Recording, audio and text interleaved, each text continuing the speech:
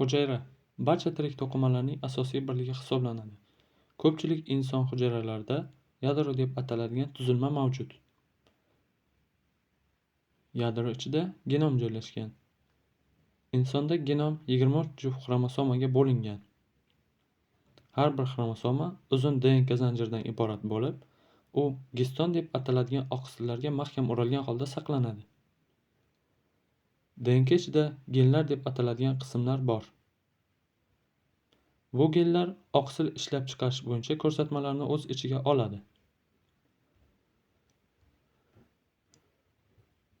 Biror gen yoqilganda RNK polimeraza deb ataladigan ferment genning boshlanishiga birikadi va DNK bo'ylab harakatlanib 3 ta bazadan iborat matritsali RNK zanjirini hosil qiladi.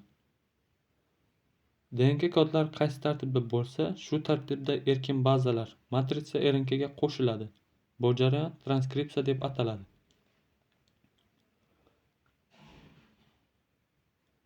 Matritsali RNK oqsillar ishlab chiqarish uchun shablon sifatida ishlatilishidan oldin qayta ishlanishi kerak.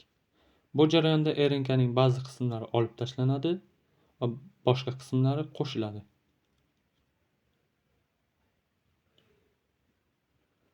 Shundan so'ng matritsali RNK yadrodan chiqib, hujayra sitoplazmasiga o'tadi.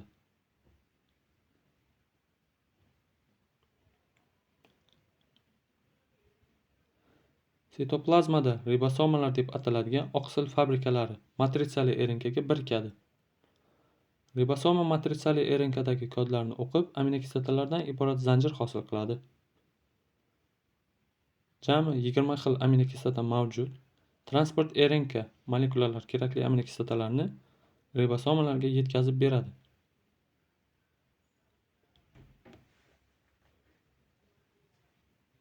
Matritsali RNK har safarda 3 ta bazadan o'qiladi. Har bir uchli kodon o'qilganda unga mos keladigan transport RNK tegishli aminokislotani olib keladi va o'sib borayotgan aminokislota zanjiriga qo'shiladi. Oxirgi aminokislota qo'shilgach, zanjir murakkab 3 o'lchovli shaklga ega bo'lib buraladi va shu tariqa tayyor oqsil hosil bo'ladi.